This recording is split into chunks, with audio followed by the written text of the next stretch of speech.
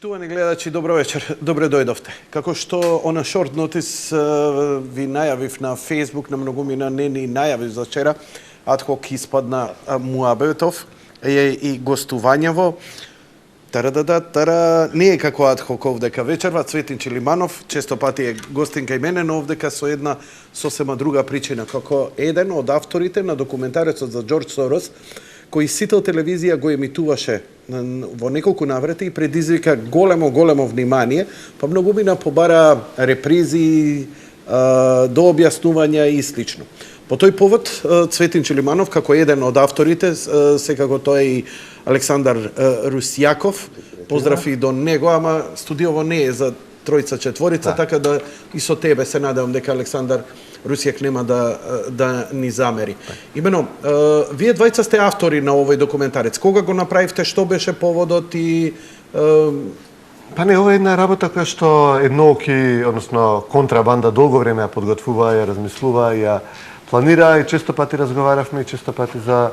Нели, едноставно тлееше таа потреба да се направи нешто во врска со човекот за кој што сите зборуваат, сите сакаат да знаат за него, а реално многу малку се знае од прва рака. Сите информации што ги имаме се навистина преку пренесени, преку прочитано, преку видено, но не сме имали многу можност да разговараме со луѓе кои што навистина имале шанса да работат со него, а во филмот се застапени неколку такви ликови, или со луѓе кои што па се спротивставиле на него, но во други држави. Тоа беше можеби најинтересниот дел од се тоа, можноста да отидеш бевме во, не знам, Унгарија, во Хрватска, во Србија, во Босна, патувавме, разговаравме со луѓе од Америка, од Полска. Имавте field trip? Да, ние. Да, кажи ми малце подетално, каде се бевте, значи... Со Алек за Београд тиравме. Да, во конкретно... Кога го работевте? Пролетоска. Како доаѓаше, да, пролетоска беше главното снимање, но нели долго време, значи со години наназад се разговараше за оваа идеја, се бара луѓе со кои што би можело да се зборува. Јас и во сад имав контакти со некои луѓе што и работат за Сорос и сме биле во комуникација, но нели на крај како што доаѓаше, нели како што се заструва односите, како што реално и почна и обојната револуција тука и низ Балканот, тие шанси да се направи пријателски интервју, пријателски разговор, нели, полеко отпаѓа, но пак како што зачестува обоените шарените револуции низ Балканот, пак се множеа можностите да се разговара со луѓе кои што, нели, го прават истото тоа што луѓето што работат за Сорос го прават тука, и да се разговара со луѓе што им се спротивставуваат на свој начин, секој на свој начин, а се е тоа многу слично, многу идентично практично на тоа што го имаме тука. Така да имавме смешни ситуации, одавме со Алек и со екипата, да речеме, да снимаме некого во Белград и сами прашуваат, не знам, јас да речеме сум договорил некој разговор и прашуваат со кого идеме сега да разговараме, па знаеш, ова со српската архибригада, например. Бидејќи луѓето се идентични на македонските демонстранти на Сорос, платени од, нели, Сорос или од организации блиски до него или од USAID, од Американската амбасада и така натаму. И буквално си ги именувавме луѓето со македонските еквиваленти. Идеме сега кај, не знам, кај унгарскиот Миленко, идеме сега кај, не знам, српскиот, не знам, некој да е демонстранти, како да кажеме, Љуми, да. Сега најдовме Љуми у Србија. Не, окей, мислам дека уникат, детето си уникат. Апсолутно. Он отвора нови пространства. Да, особено многу грлат кој знае. Актерски способности, дефинитивно. Му го препорачав на син режија кој ќе заврши да му најде улога, дефинитивно. Треба. Кажи ми, овој документарец кој... Да. После зборови... Овој документарец... Да се олабават малце емоции. Сите да се олабаеме малку е... Да. Прв пат да водиш емисија. Да, бе, да, шими се, ова да ми се случи, ама не знам кој со која памет па ми звони во средна емисија. Да ти кажа дека ти е супер. Never mind. Дека ти е супер аутфитот кон Џони Кеш. Многу си добар као Џони Кеш. Немам каубојски чизми. Не можам никако каубојска чизма да најдам овдека, нема. Ќе морам преку Джейсон. Ќе донесам од Аризона, доаѓа сега. Не е тоа проблем. Девеле исто, тие се многу елегантни, тесни, па треба вакви. Не може да не чизми. Сега со Трамп до година, здравје, се нека помине, се смири, ќе и морам еден field trip ја до Соединетите држави. Се уште не сум бил таму. Не си бил? Не. Треба. Не. Ми вети еден другари, ама ме преиде. Не се. сега у поубава атмосфера ќе идеме таму.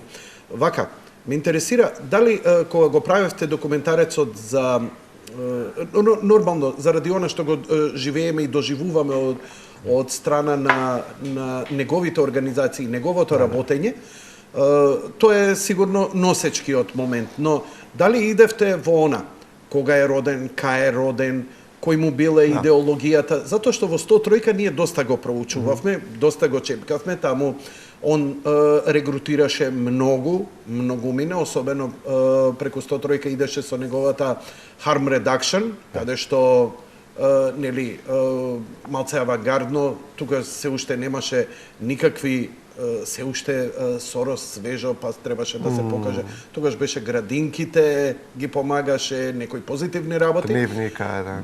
Да, така е. Мислам, Латас ми рече дека има и Сител има чепнато нешто од тоа.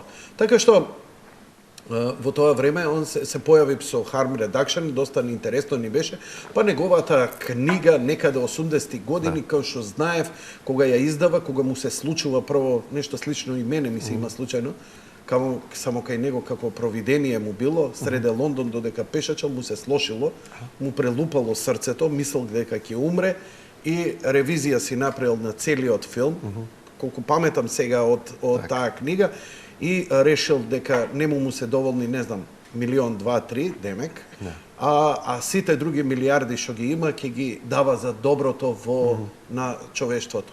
Арно, ама... Напад. Добро. Од Сорос. Да.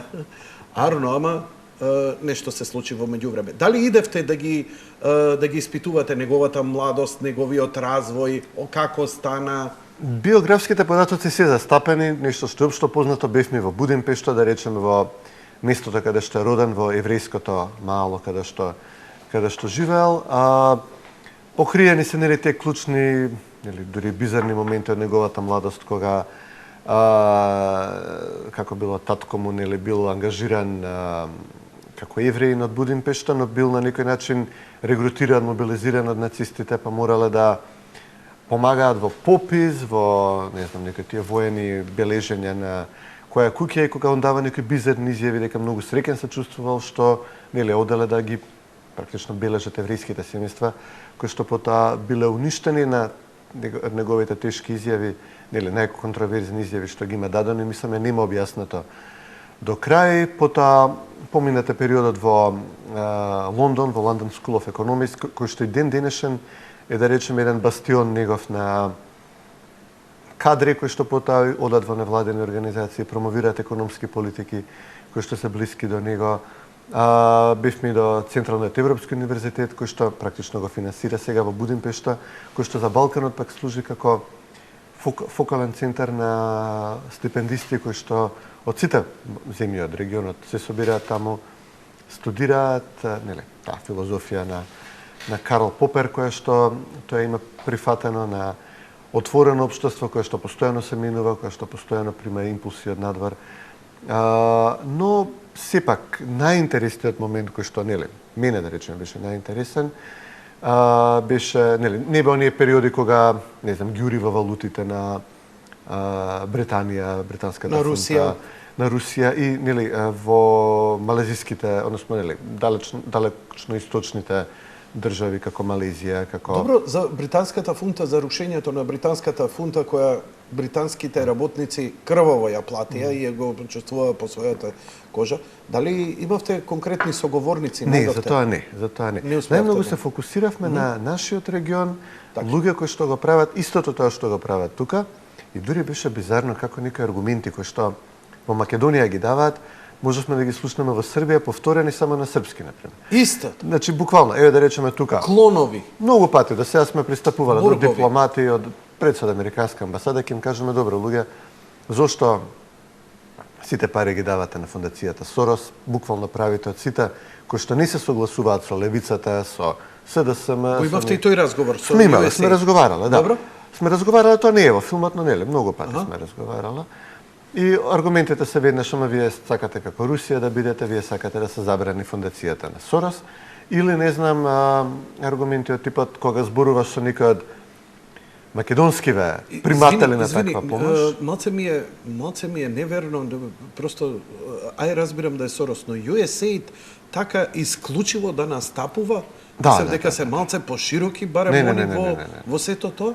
Не, сите контрааргументи се исти. Значи, исти се, и кај Сори кај USAID. Значи, еднаш да си разговарал со некој што е стипендиста на тие негови школи или што идел на, не знам, обуки во NGO за дебатни клубови, значи, седен од нив да си разговарал, со сите да си разговарал, значи, аргументите се исти, тие напади на личноста, ад хоминем нападите се исти, веднаш те денунцираат дека си, ама ти си со русите тогаш, штом сакаш да го забраниш Сорос.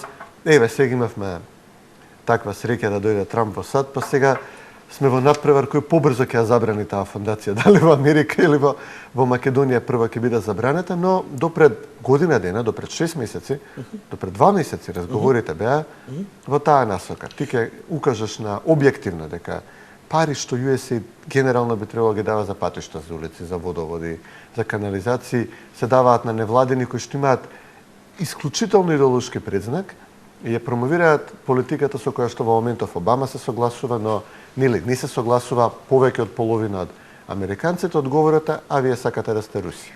Може ли сега малку на страна, бидејќи добро ја познаваш како Америка и низините организации, како USAID функционираат далеку подобро од мене, ја бидејќи искрено не сум се ни нафатил, но дали постои начин да ги информираме, да ги бидејќи ако не се лажам, како се викаше Батлер кога беше овдека, кога финансираше кампања за геј права, тогаш се напиша до Стейт Департментот, стигна едно писмо, тогаш беше администрацијата на Буш, стигна писмо од овдека дека средства од американската амбасада се даваат за вредности кои се спротивни на семените вредности на она што он го застапува така натаму.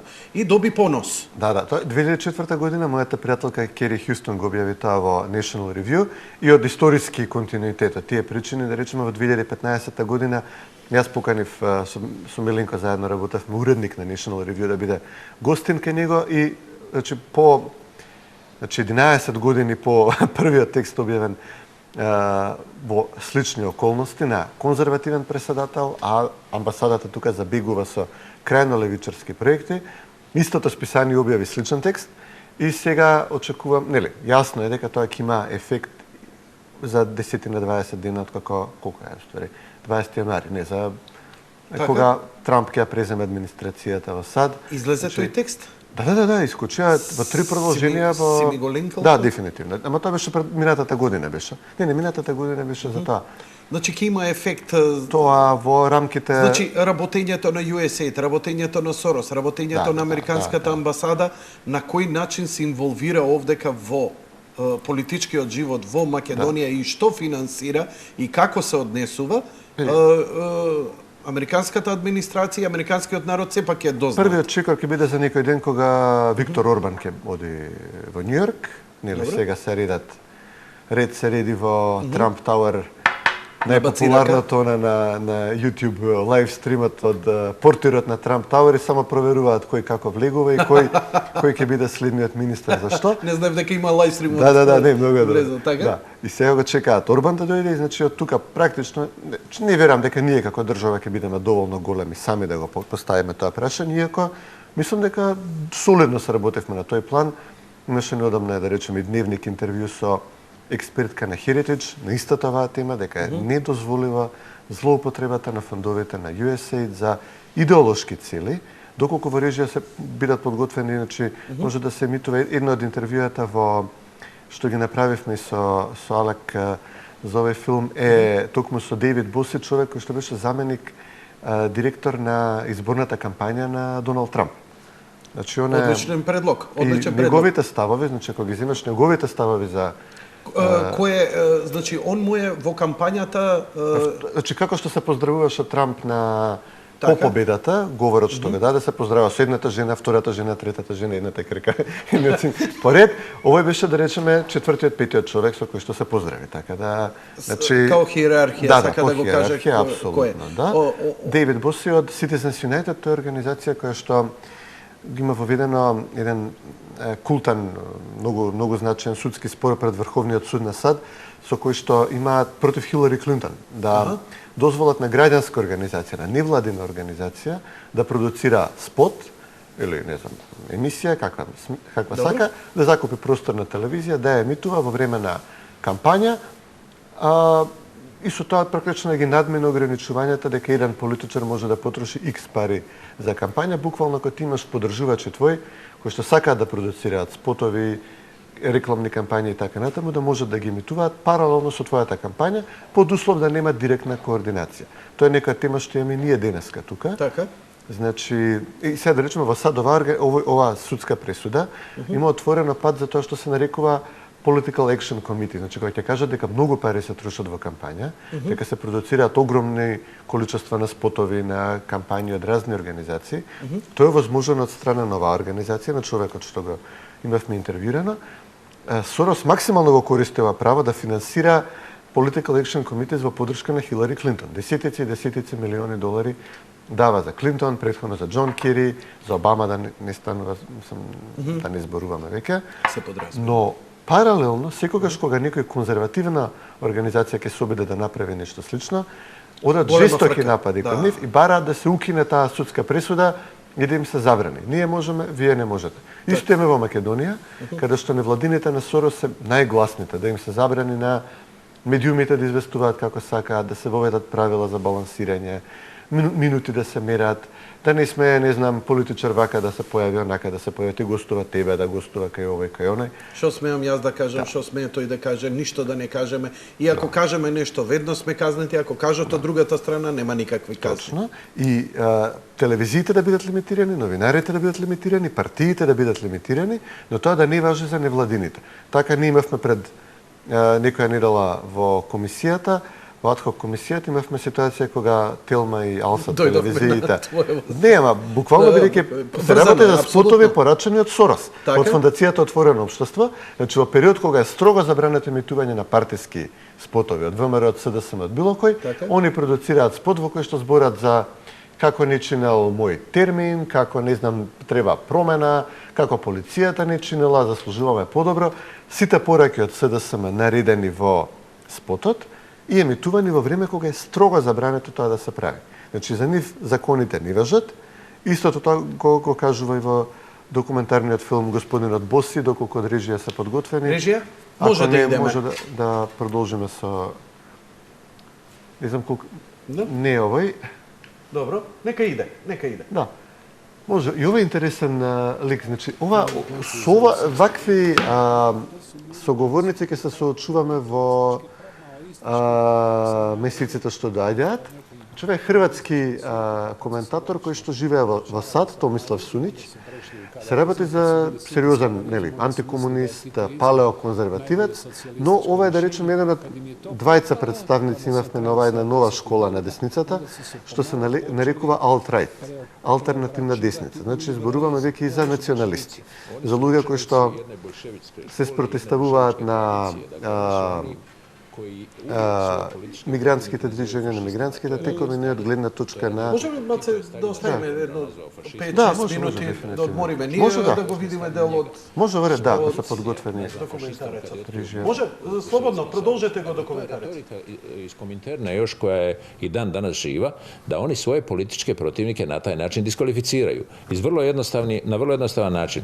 Ja sam antifašist i svak tko je protiv mene, taj je fašist. I time je diskvalificiran iz politike. Danas ako želite diskreditirati svog protivnika, kao što sada radi konkretno i indirektno gospodin Soros protiv Trumpa, onda ga nazovite da je rasista. To uvijek prolazi. Kažete da mu da je antisemita ili rasista, to prolazi svugdje. Tako najbolje možete diskreditirati neprijatelja. Oni, nažalost, nisu reformirani. To pitanje je zapravo mogu li se komunisti ili pripadnici bilo kojeg drugog totalitarnog režima, uopće mogu li se oni reformirati, mogu li oni postati demokrati. Pa nama se dogodilo 90. godine da je promijenjen sustav, da je uvedeno višestranačje, ali su ostali isti ljudi na sceni. Pa nisu ti ljudi dovezeni odnekud iz Velike Britanije ili iz Kanade, pa su oni jedan put postali demokrati. Ne, to su oni koji su tu funkcionirali, živjeli cijelo to vrijeme i ponašali se na jedan način u jednopartijskom sistemu, kako se već ponašali, i nastavili se ponašati na isti način. Dakle, do danas. Ništa se tu bitno nije promijenilo. Oni su samo promijenili ime stranke. Sačuvali su njezinu imovinu, sačuvali su njezinu praktičnu ideologiju, pa konačno, oni su svojevremeno, komunisti su i socijaldemokrate zvali socijalnim fašistima. Uglavnom, ta vrsta progona je u Hrvatskoj vrlo aktualna i ja mislim da je ona naprosto bolesna. Da se radi o jednoj umreženoj gluposti koju ja ne mogu razumjeti. Ali to je činjenica. Kad im se pojavi, dakle, intelektualac sa desnice, sa ultradesnice, oni se zaprepaste. Pa kako? Svi intelektualci moraju sličiti na Sartra, možda čak mora imati i lulicu, i oko im mora biti bolesno. Sve mora sličiti fizički na to.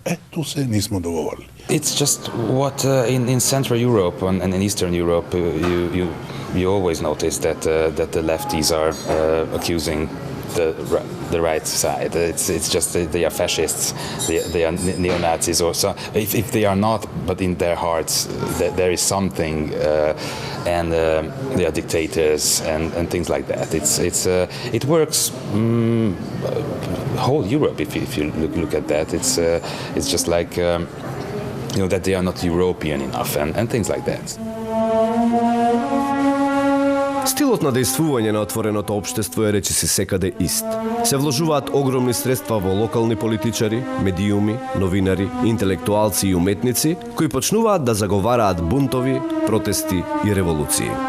Кога пред неколку месеци имав можност лично да му поставам прашање на Џорџ Сорос, кога го запрашав за неговото директно учество во разнебитувањето на македонското општество, тој кажа дека всушност неговите институти во рамки на предсеисточноевропските земји функционираат луѓе од конкретните земји, значи во нашата земја тоа се македонци, кои тој ми рече дека тие одлучуваат за секој потек и тие својата стратегија змислуваат. Се разбира, тоа не е точно, бидејќи јас сум имал можност да разговарам со неколку од главните лица на таа организација во Лондон, која е мајка, матица на сите останати организации, Институт Отворено општество во останатите европски земји, од каде што ми вела дека постојат две тези во однос на нивното делување и зашто се повторува истото. Односно, првата е дека тој е еден успешен модел кој успел од почетокот, од паѓањето на комунизмот и уривањето на железната завеса во источноевропските земји кои тогаш се самостојуваат на почетокот на 90-тите години на минатиот век, и дека тоа како успешен модел едноставно нема потреба никако да се менува, освен во некои конкретни мали работи да се моделира со оглед на новонастанатата ситуација. Втората теза е дека всушност во голем дел од керките организации, институти, меѓу другото и тука се разбира во Република Македонија, но и во останатите земји, постојат лица кои всушност се обидуваат да ги земат парите од Џорџ Сорос, кој што секогаш нови и нови истура во овие организации за нови проекти, се разбира за нови сценарија, но тие ги земаат парите и ги употребуваат дали лично или за останати намени, а го применуваат истиот модел кој веќе е измислен 10 или 20 години претходно. Овие сакаат да го перат мозокот на луѓето. Затоа мизантропијата на Сорос кај нив е пресликана, не гледа, валјда е видливо тоа како го почестуваат со какви епитети и квалификации македонскиот народ.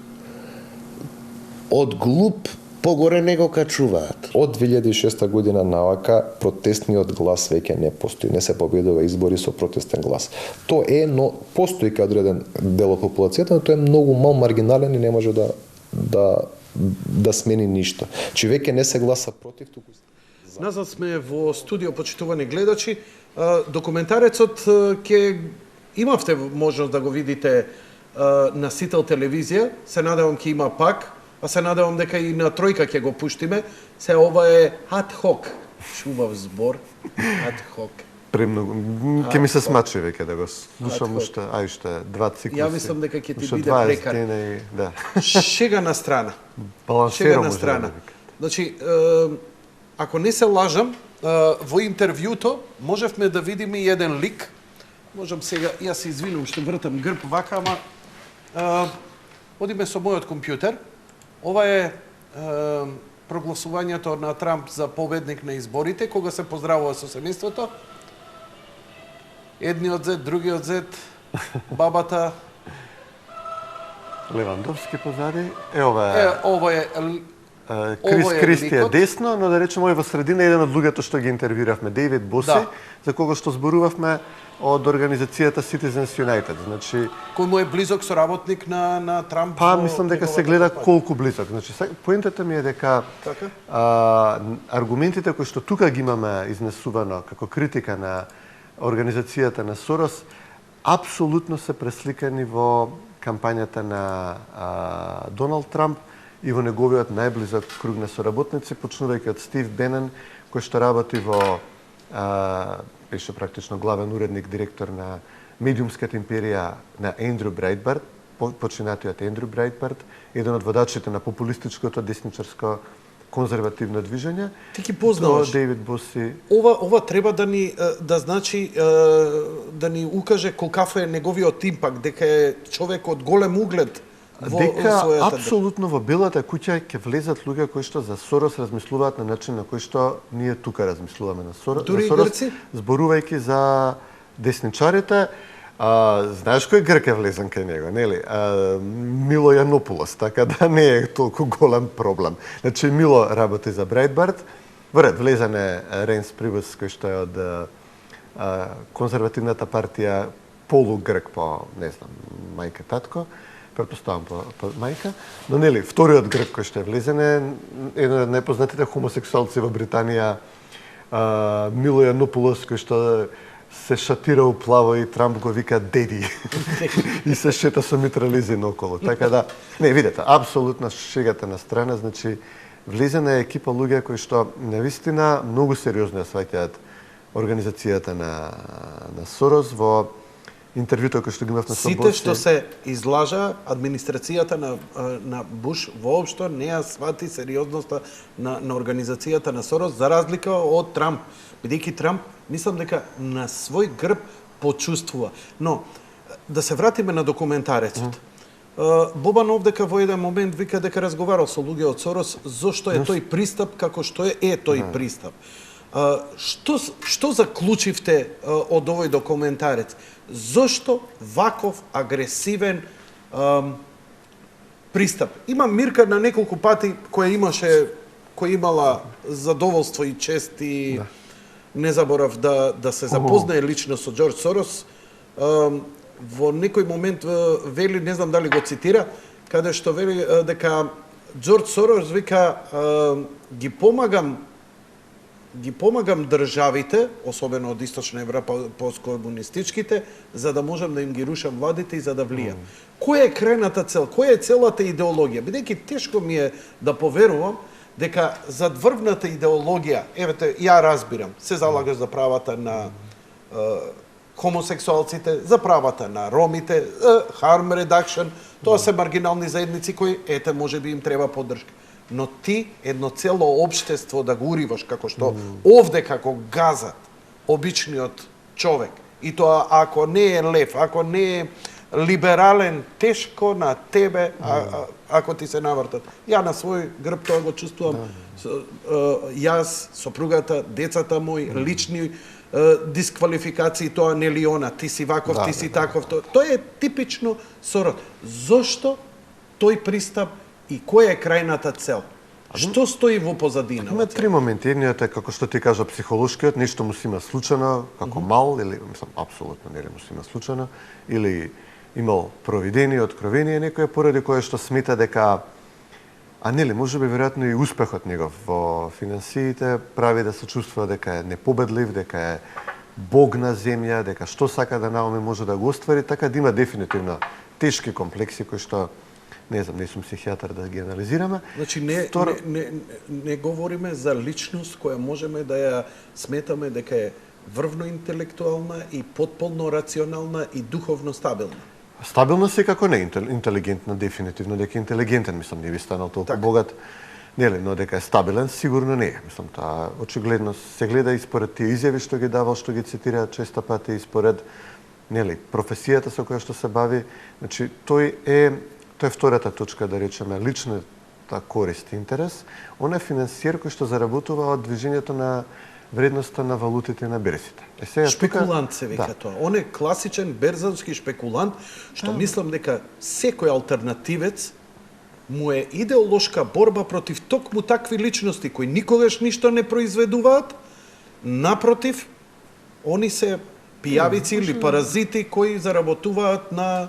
И тоа може биде и корисно, да речеме, ако да пример си шпекулант на цената на некој метал, например, ако се кладеш во полза на тој метал, значи буквално помагаш да се отворат нови рудници во таа дејност, вработуваш луѓе и така натаму. Ако се кладеш против него, односно ако се утврди дека има прекумерна снабденост со тој физички производ, да речеме, ако ти ги повлачаш твоите пари, ги насочиш кон нешто друго, се затвораат индустрии кои што во моментот се непотребни или прекумерно се развила. А тоа Сорос го правеше на светско ниво прилично. Но кога ти си... Немој да ми кажеш дека корисно беше уривањето на фунтата и руѓата.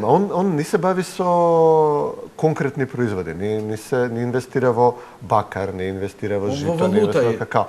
Во валута, значи, кога ти инвестираш во валута, ти се кладиш не во тоа дали треба да се произведува повеќе од некоја руда. Дали во една земја ќе биде подобро. Дали земја ќе биде стабилна или не, ти во тоа се кладеш. И одеднаш во еден момент тебе ти одговара да биде нестабилна. Да биде нестабилна или да биде стабилна. Може ако си се кладал да биде стабилна, окей.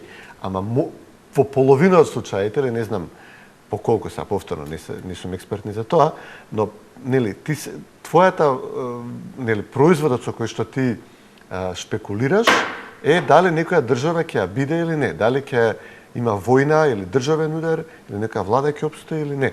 И тоа влијае на некогаш на мале, некогаш големи движења на валутата на таа држава и ти тука заработуваш пари или губиш пари. Конкретно со Британија, он си има кладено на тоа дека британската фунта не е подготвена за влегување во тој европскиот механизам на валути. Значи, моментот кога Британија тргнала, направила еден чекор, можеби кон влези во еврозоната, да напушти фунтата, он ги напаѓа и ги уништува. Сега неговите соросоиди се жалат, ама зашто Британија излегува од Европската унија? Затоа што вашиот финансиер, кога е направен еден чекор потенцијален кон да се види како ќе функционира, им ги мудрено сатарот, за да заработи милиарда фунти или евра или долари како било во моментот, нели стои дека заработил милиардата ја заработил тогаш ја победил англиската банка. Англичаните викаат добро, постепено се движат надвор од тој комплекс. Он повторно утре може да се клади на тоа дека по Брексит, знаеш, може би он вербално поддржува Британија да остане во ЕУ, но кој знае, може би се кладал дента на што се кладал, за или против. Имаше многу опречни тврдења тука. Така да, он буквално е трговец со стабилноста на државите, при што sejedno му е дали ќе бидеш ти стабилен или не, он секако ќе заработи. Дали тука ќе избие војна, дали ќе избие, не знам, ќе има федерализација, дали ќе има, не знам, рушење на влада, државен удар, нема му е sejedno. И трета причина, само за да не бидеме па дека ние сме папалкот на светот и се околу нас се врти, ние имаме една исклучително голема мрежа од минатиот режим за останати Бобан, но пред се ствари овие повеќе хрватски коментатори кои што одеа пред него зборуваа за тоа шеje со смаши, нели тргнати во реформирање на комунизмот, но кон потврд комунизам и генерално тие се кадрите кои што он ги финансира во сите држави каде што вложува пари. Тоа е случајот и кај нас, со Милчиновци, со луѓето околу него, и он такви кадри бара. Значи, он се врза со крајни левичари, кои што, види, он е дефинитивно левичар. Он е, навистина, апсолутно дефинитивно левичар.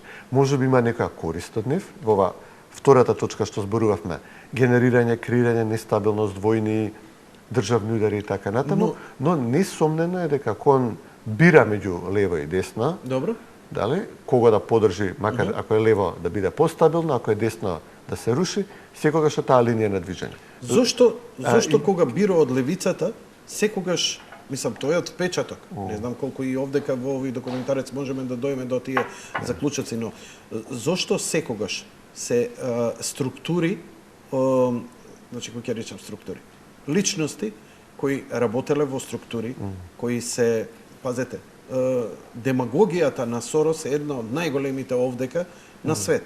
Он, например, бараше и инсистираше сите посткомунистички земји да имаат лустрација, а овдека се направи таа лустрација. Знаеш како инсистираше? Он имаше формирано невладени организации и започна проект за лустрација во која што планот беше сите тие документи да се чуваат во Будимпешта. Така е, значи, според сајтот што ги имаат направено, на мрежата на невладени организации низ целиот Балкан, значи да се отвори еден депозитар во Будимпешта, веројатно дали во Централниот Европски универзитет или близко, каде што сите држави би требале да ги депонираат своите податоци кои што сега се во архивот, кои што сега излегуваат преку нели овие едиции Филип Петровски што ги промовира, нели Црните денови нудба, Сорос бараше да му ги дадеме на него.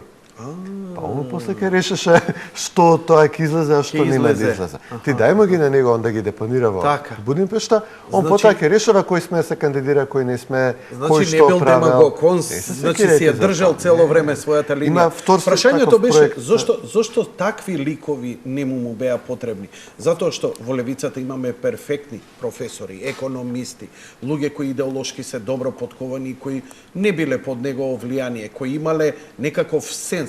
Мислам дека дури покојниот Киро Глигоров не беше под негово директно влијание и дури имаше едно спротиставување директно, нели, кога Сорос дури имаше и некакви си дури политички амбиции, ако се сеќавам некои насловни страни во 90-тите години овде како го Тоа е познат, неговиот доаѓање во Македонија, потоа тој еден има донесен една новинарка од Нью Йоркер која има направена омаж за него, специализирана за репортирање, известување за милиардери, има направено еден, тоа е веројатно нели главниот текст за Сорос за Македонија во Нью Йоркер објавен 95-6 година, во која што не знам, Милчин таму се заканува дека кога сменим името он кида во планина ќе пука. Тоа го кажа и кај мене у емисија и да објаснуваат Киро Глигоров кој бил каков бил, но дури уште тогаш новинарката забележува дека, знаеш, овој човек не е целосно демократ, мислам, Сорос. Не им дава еднаква шанса на сите да се развијат во Македонија. Него се избрал Киро. Киро му се допаѓа. Он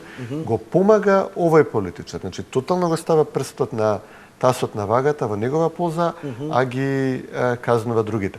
Една од причините, ако бараме лукративна или утилитарна цел, тоа е што кога левицата е на власт, ти не мора да се мачеш да заработуваш пари на слободниот пазар, туку ти можеш, левицата генерално се залага за поголема државна контрола на индустријата, економијата, банките, рудниците, енергетиката, на се.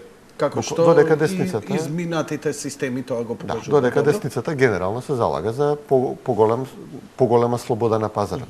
Во услови на десен пазар Сорос мора да се бори на пазарот со своето знаење, мудрост, инвестиции и така натаму, додека во услови на државен капитализам, односно на социјалдемократија, може едноставно кога ги финансира политичарите да им каже често пати го обвинуваат него и неколку поврзани финансиери како Стајер, кои што ги помагаат демократите, дека, например, бараат да се забрани нафтовод, тоа е, да речеме, една голема тема во САД, нафтоводот кој што треба од Канада да носи нафта до Луизијана за рефинирање, суровата нафта да се пренесува, истовремено инвестираат во железница која што, ако нема нафтовод, таа нафта мора да се пренесува, никако ќе се пренесува со возови.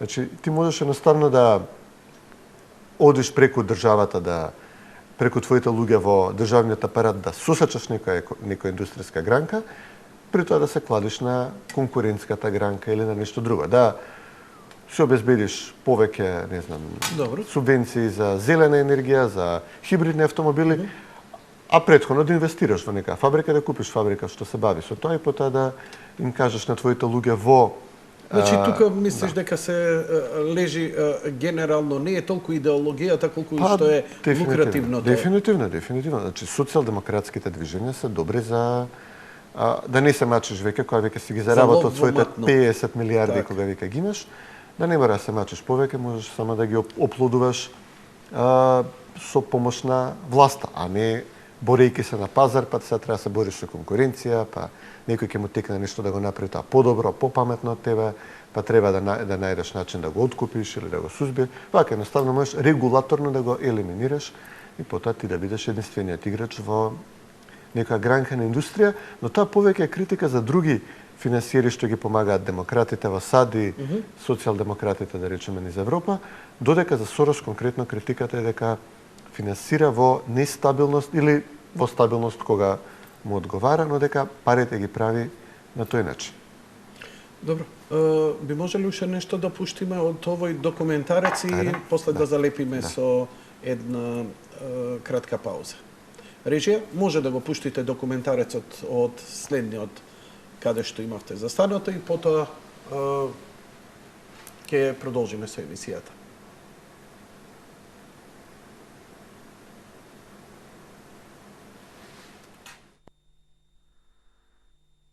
U.S. news channel published an article on its website according to which the Hungarian-born billionaire, strongly supporting the Hungarian leftist and liberal opposition parties, had 3 companies registered through a Panamanian law office in 3 different tax havens.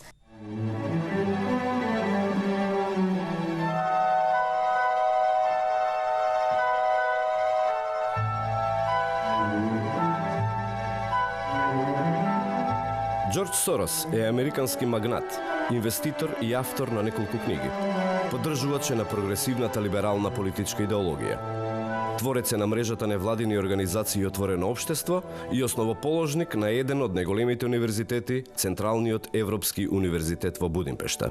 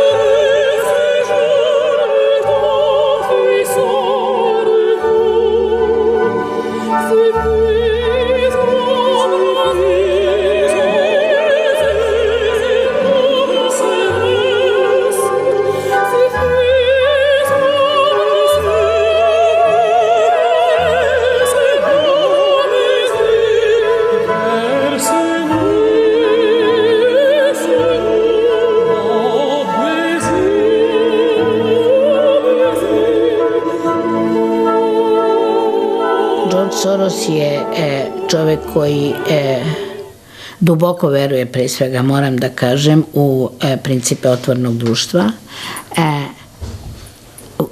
voli da bude angažovan na javnoj sceni. Jer on ima tu jednu mesijansku ideju, pomalo samouvjerenu ideju da on može svijet izmijeniti na bolje. Беше долго време во овој дел од светот, источна и југоисточна Европа, меѓутоа очигледно дека се повеќе е исто така присутен и во поголемиот дел од светот, значи стана поинтернационален од што беше. Mr. Soros and the leftist, liberal, or in US terms, progressive NGOs and decision makers would like to see some kind of, how to put it, a supranational word. Исто тој Џорџ Сорос има дебели и големи проблеми од луѓето кои ја знаат неговата лоша агенда во Соединените Американски држави, неговите сонародници, да кажеме, американци. When George Soros gets involved in something, you have to question what their motivations are, because he is a man who believes that America isn't part of the solution. George Soros believes that America is the problem. Джордж Сорос е еден вид на заштитена мечка кога станува збор за неговиот прием и односи со него лично и со неговите фондации кога станува збор за Европската унија и институциите на Европската унија во Брисел. Како пример за тоа може да послужи податокот дека сите негови последни 10 средби со претседателите на Европската комисија, дали тоа беше претходно Жозе Мануел Барозо или во моментов Жан-Клод Јункер, се одвиваат секогаш тајно, дознаваат меѓумите многу денови или часови најмалку. Подоцна се одвиваат на места кои што не се предвидени за средби, бидејќи тие места за состаноци се подостапни за представниците на медиумите и секогаш од тие средби исходот, односно она за што се говорело, никогаш не е откриено. Бизнисмен кој со шпекулативни сделки на берзата има заработено големи пари и кој дел од тие средства ги има вложено во источна и централна Европа по паѓањето на Берлинскиот зид со отварање на фондацијата Отворено општество. Можем да кажем дека дури формирањето на еврото е негова работа за која што никој никаде јавно нема прозборувано. Човекот е едноставно монструм во берзанското шпекулирање. Тој точно знае како функционираат капиталите и знае da špekulira? I think he's ideological. He has a view and he has the money for that.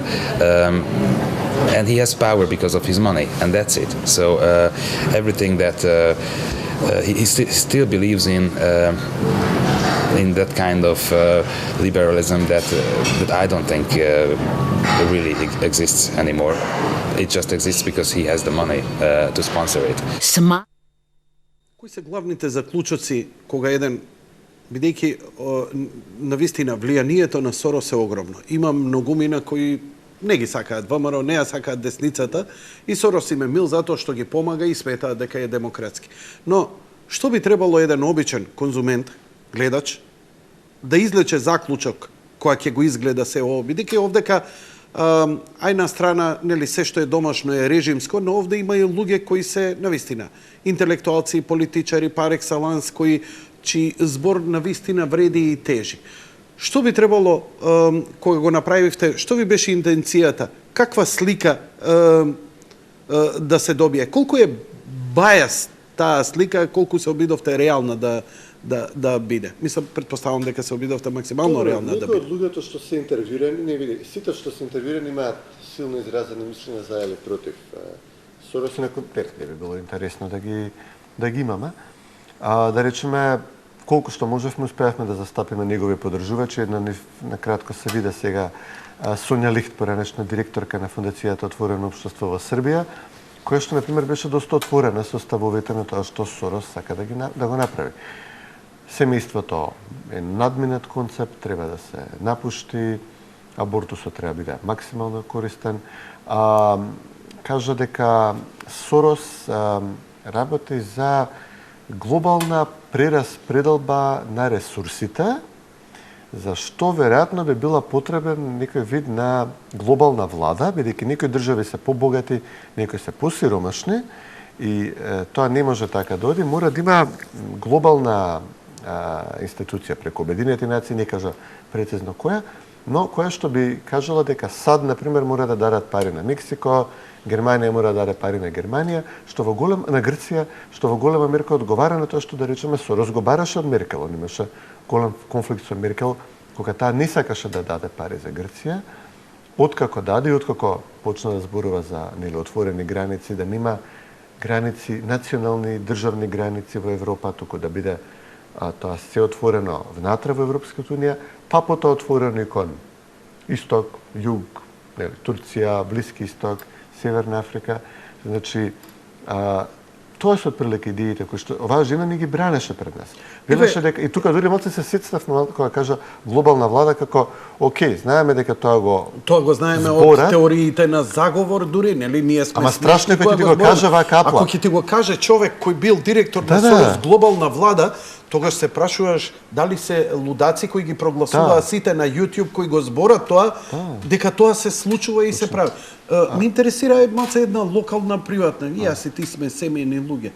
Зошто, дали ќе се вратиме на големите теми, предпоставам дека овие ситни теми на растурање на секогаш главната подложка идеолошка и религиска е основот и темелот на едно општество. Ако сакаш ти општеството да го менуваш, треба прво да го уништиш основната клетка. Религискиот поглед на човекот и семејниот. Со што го бранат семејството дека е надминат концепт? Ќе кажат дека е, да речеме, имањето многу деца води кон сиромаштија и дека поради тоа не требало да се има многу деца, што не е тотално надминат концепт на размислување. Напротив, гледаме дека кога држава демографски има проблеми, осиромашува, држави што имаат голем број деца можат, нели, висока стапка на наталитет можат додат кон развојни политики и економијата може да се развива. А сите со низок наталитет стагнираат или назадуваат. Точно. Иако се многу развиени, ама и генерално повезуваат после бегалци и пополнуваат. А тоа, знаеш, тоа е еден од аргументите. Ние разговаравме со господја Лихт денот кога неколку невладени организации што беа активни во Грција, да речеме еден од нив е еден од координаторите на тоа на невладините активности околу бегалците е човек што бил директор на Сорос за Грција, кој што ми во Скопје живеено порано. Ние разговаравме со неја дента откако неколку такви невладени организации се обидоа откако веќе профункционира македонската ограда, нели, кон грчката граница на најизложениот дел кај Гевгелија, кај железничката линија, ги насыска, ги излажа, им ветија, им кажа дека ако тргнат масовно, неколку стотици луѓе преку тоа некоја суво речно корито, нека мала рекичка таму кај Гевгелија, да ја заобиколат границата на потежок дел од теренот, дека ќе влезат и дека ние нема да можеме да ги вратиме. И тогаш се удавија две жени сестри од Авганистан и уште еден човек, бидејќи се покажа дека реката не е толку мала, не толку наивна како што така и рекоа. Испадна дека тие луѓе кои ги навлекоа со тие летоци се членови на граѓански организации финансирани од Сорос. Па голем број организации бе активни, човекот што ги координира нивните активности е поранешен директор на Сорос за Грција. Ние, нели, македонската полиција ги врати тие луѓе, никој не успеа да продолжи понатаму. Не можев да видам некоја трага на жалење кај неа, практично како фанатично дојдат кон тој концепт, дека границата мора да биде отворена, ако ние поставиме ограда, таа мора да се помине преку неа, под неа, над неа, ако ние, да речеме, сватиме дека не можеме да ги запреме тие толки луѓе, тие маси на луѓе, нели, под меѓународен притисок на социјалдемократски политичари што доаѓа во Македонија, ни веле отворете границата, ова не е хумано, мноштво на извештаи што беа продуцирани за тоа како, не знам, грубо ги сооднесуваме, користиме солзавец, гумени куршуми, доколку ние попуштавме, нели, ќе беше Србија, Србија ќе ставеше ограда, истото тоа ќе се правеше на Србија. Значи, како фанатично да се посветени кон таа цел, меѓу другото и мејловите што искочи од страна на Викиликс, кој што го таргетира првин Сорос лично, односно неговата организација, неговите мејлови беа објавувани, потоа беа објавувани мејловите на Џон Подеста, висок советник на Бил Клинтон, Барак Обама, Хилари Клинтон и во меѓувреме директор на Центарот за американски прогрес, кој што е најголемата аналитичка организација во Вашингтон на Џорџ Сорос. Од нив видовме дека фокусот бил исклучително голем на тоа како да се помогне движењето на мигрантите во Европа, да се отворат границите, да се продуцираат извештаи. Се разбравме. Да. Зошто се фатија со радикалниот ислам, зошто од исламскиот свет, зошто да се менува демографската структура на Европа? Не знам, апсолутно. Може од Африка, не од Азија, и то конкретно од исламска вероисповест. И ако чувствуваш дека радикалниот ислам и Соросовите организации се така убаво компатибилни, така во еден убав брак едни со други. Дали дојдовте до некои заклучоци? Сега може би да шпекулираме, затоа што директни одговори не верувам дека би можело никој да ги даде, дури и волку радикална како како е рече дамата Сонја Лихт. Сонја Лихт, она била директор на Сорос фондација во Србија. Еден од тие 68-машите кои што секаде се, нели, такви директори на тие организации. Тие што ја растори Југославија. Нема добро објаснување зошто мигрантската криза им беше потребна. Очигледно дека е крајно контрапродуктивна, бидејќи како што со секоја фотографија буквално од тие мигранти опаѓаше поддршката на социјалдемократските партии во Германија, во Австрија, во Франција, во Британија. Брексит немаше да се случи да не беше. Тоа можеме со сигурност да го кажам.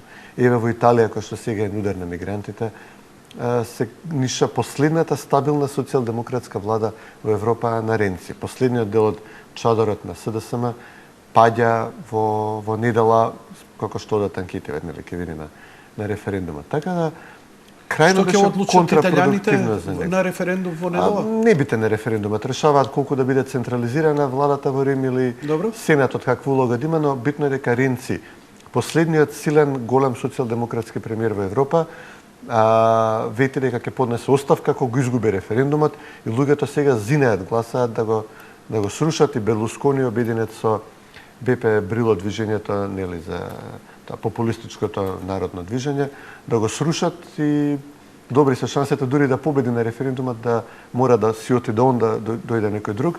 Значи, кампањата за, ако целта беше да се изберат социјалдемократи во Европа и левичари во САД, Сорос е феноменално неуспешен човек.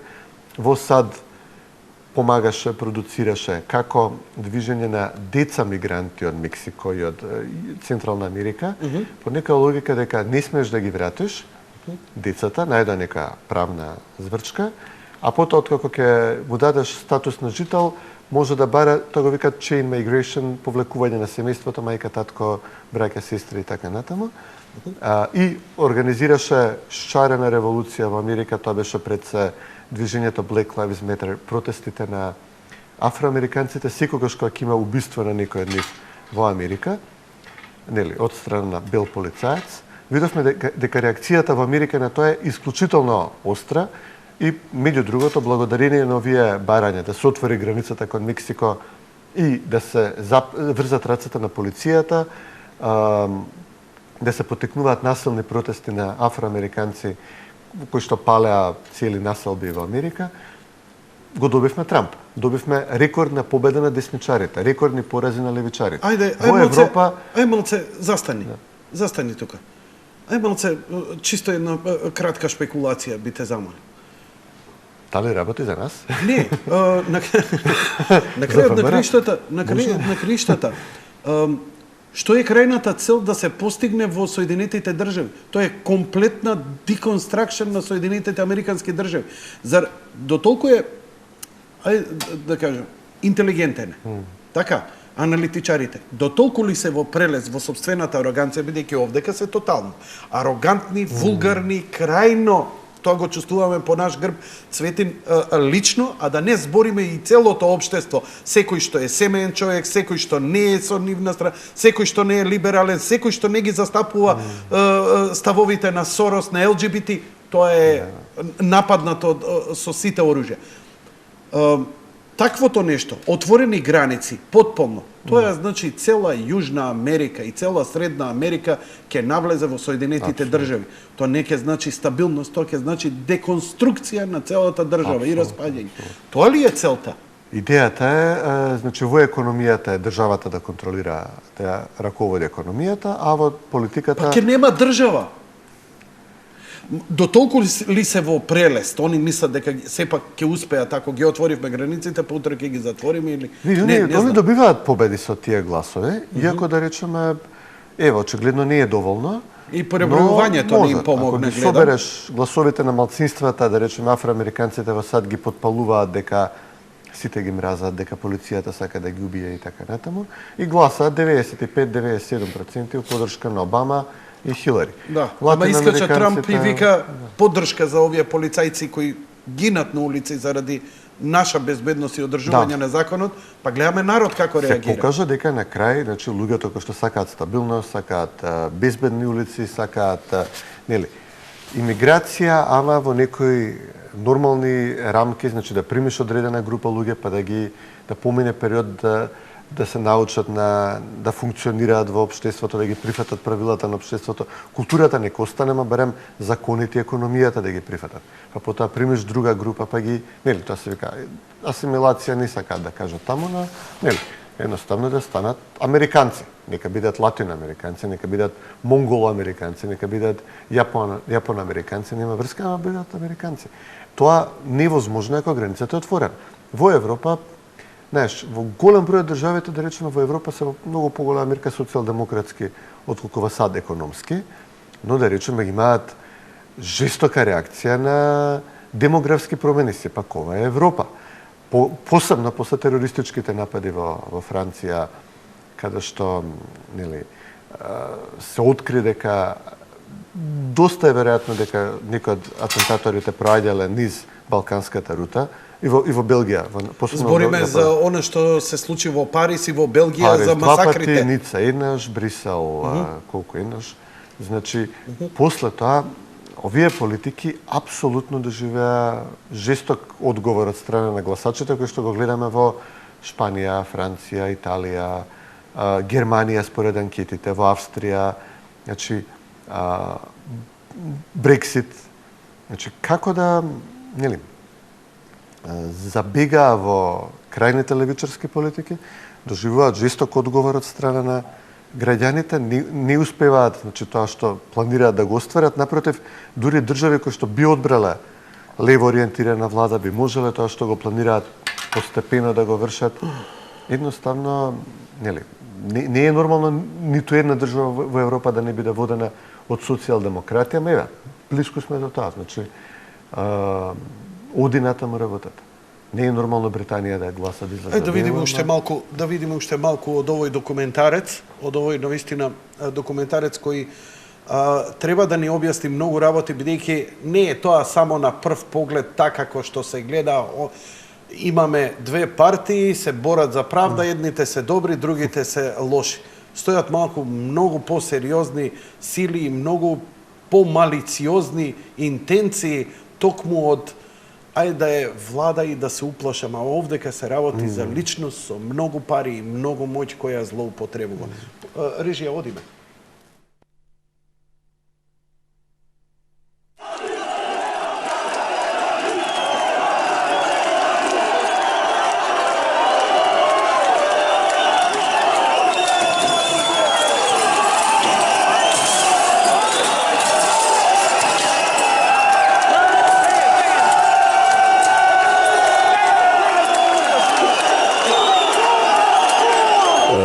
Svi, dakle, u svim državama koje su nastale raspadom Jugoslavenske federacije, imamo iskustvo revolucija i znamo što to znači. Ja sam puno skloniji evoluciji, jednome normalnom prirodnom razvoju, nego bilo kakvim intervencijama. Smatram da su one vrlo opasne, da su to avanture, da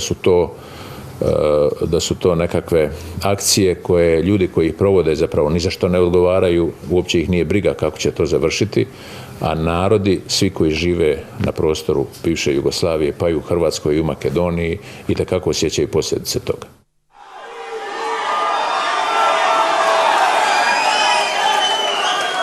I've just received a call from Secretary Clinton.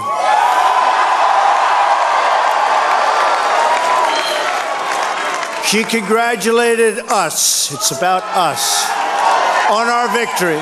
I had a chance to talk to President-elect Trump last night, about 3:30 in the morning, I think it was, to congratulate him on winning the election. No justice, no peace. No justice, no peace. No justice, no peace.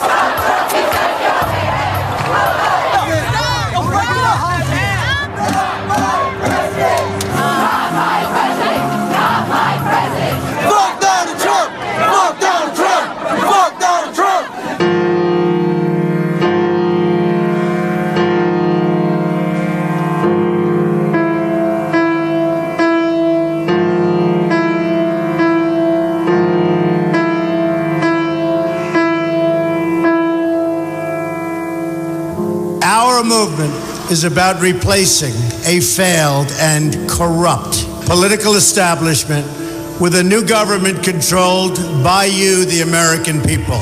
The Washington establishment and the financial and media corporations that fund it exist for only one reason: to protect and enrich itself. Bullshit! That's bullshit!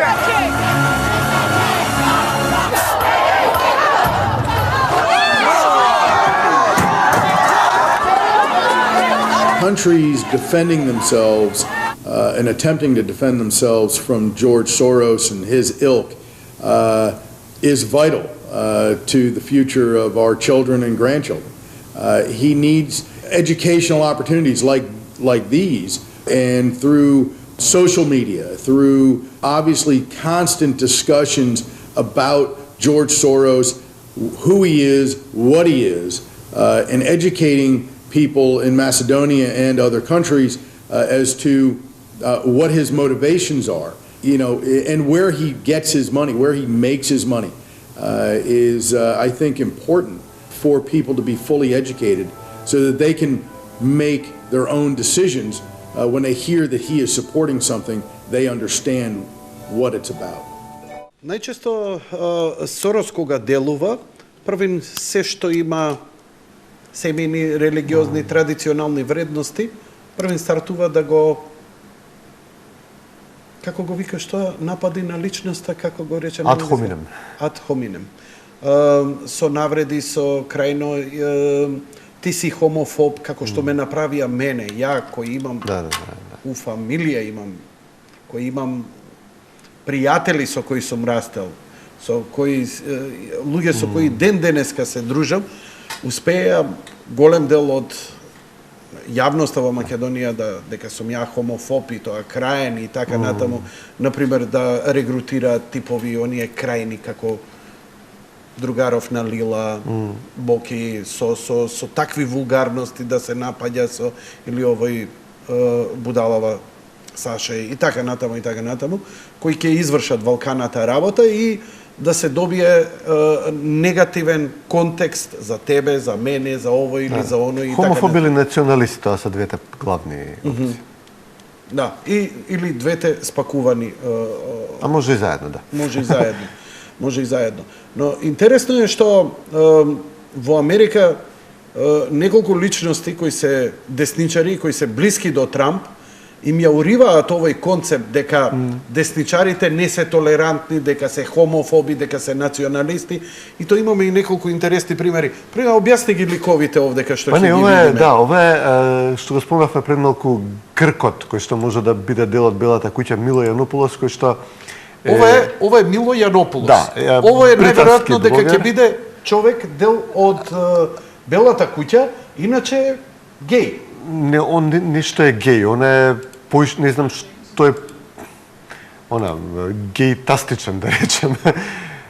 Значи, се работи за човек кој не си ја крие својата сексуалност, е десничар, ама не ја крие својата сексуалност. Апсолутно. Значи, види, и Трамп е првиот преседател на Америка кој што е избран, кој што вели дека се согласува со легализирање на хомосексуални бракови. Значи, Обама не беше избран како таков. Да. Обама кога беше избран и Хилари Клинтон велеа дека бракот мора да остане брак меѓу маж и жена. Значи, Трамп е на некој начин еден од најтолерантните до сега преседатели што биле избрани покрај реториката што имаше за во врска со границата, со имигрантите.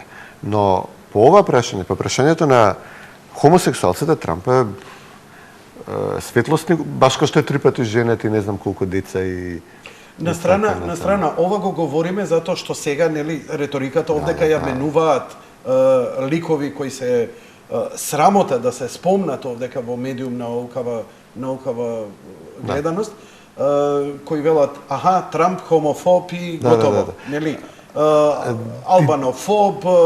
Коментарот беше друга, на Мило коментарот беше друга. После масакрот во Орландо, кога исламист дојден од Афганистан, значи, во Орландо, само да им објасниме малце на гледачите. Која година се случи? Сега пред неколку месеци беше пред. Стварно има сега беше. Дека беше. Не, ова беше луда година, мислам така да многу не се собра. Еден радикален исламист влезе во геј клуб и масакрираше 50 хомосексуалци, главно латиноамериканци. Значи баш еве да речеме ако Трамп ги мрази латиноамериканците и хомосексуалците, човекот уби од двата профили и Мило отиде на лице место да им каже на своите пријатели, нели, колеги хомосексуалци, дека доколку гласат за Хилари Клинтон, доколку гласат за идејата за отворени граници, доколку гласат за отворени граници кон исламските земји што имаат проблем со исламизам, дека вакви работи ќе се случуваат во иднина. Ја врза пораката на следниот начин. Гласите за Трамп, знаете дека ќе има контрола на границата, ќе знаеме кој влегува, нема да имаме вакви ситуации во иднина. А меѓу другото, тоа што го зборувавме пред малку, ти почна да зборуваш дека никако левичарите многу добро си имаат поврзано со исламистите, претпоставам дека беше иронија, бидејќи повеќе пати од тогаш ова го имам нарекувано Орландо коалиција. Имаш коалиција меѓу исламисти и ЛГБТ активисти и луѓе кои што се сексуално крајно ослободени. Меѓу другото и во СДСМ имаме таа коалиција. Имаме сега човек како Мухи Закири кој што има студирано колку што знам за нели теологија исламска и така натаму. И имаш ЛГБТ активисти во иста коалиција. Значи тоа е освен омразата кон десницата. Ако не се лажам, ти јавно им постави едно прашање. Ве молам, каков ви е ставот сега на коалицијата по прашањето на абортусот? Бидејќи Мухи во неговите радикални ставови длабоко конзервативни и традиционални, не доаѓа во предвид ни хомосексуалност, ни абортус. Какви разлики ние да имаме, да речеме, во десната страна во коалицијата? А имаме, значи јас навистина кажав, во овој документарец се некои alt-right луѓе со кои што јас нема многу заедничко, но тие разлики се смешни во споредба кога ти ги имаш, не знам, феминистички герилци како беше Ирина Цветковиќ во коалиција со Мухамед Зекири. Тоа е, значи, освен омразата кон десницата, освен омразата кон, не знам, Никола Груевски тука ВМРО или во САД кон десницата генерално или кој да има кандидат Трамп, нив ништо друго не ги спојува. Значи, ништо друго се потврдува мојата теза што цело време ја говорам во емисија. Нив не име гајле за хомосексуалците. Они ги употребуваат само како алатка, тул име за остварување цели. Еве денеска фотографија му се постира од митинг со Стево Пендаровски, кој што нели Стево е урбаниот, бањаниот, нели дотераниот све. Митинзи од села во кој што нема ни една жена во публиката. Каква е таа коалиција? За каква еманципација може да зборувам? Овдека збориме, овдека на мојот компјутер, човекот со брада е десничар. Ова е веднаш после масакрот во Орландо. И до него стои Мило Јанополос. Мило Јанополос, кој е геј и нормално. Овој доаѓа да изрази својата згрозеност спрема тој масакрот и да им даде поддршка на геј заедницата. И погледнете како традиционален човек радикално ќе се однесе пред јавноста за да покаже дека не поддржува фундаментализам, тероризам и дека сликата дека луѓето се од десницата се хомофоби ја разбива со еден гест.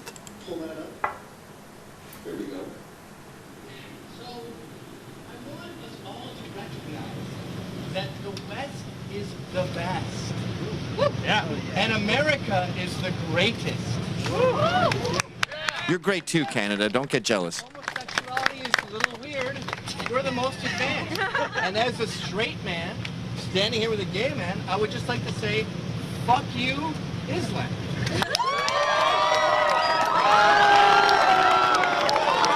Look at this black girl in the background.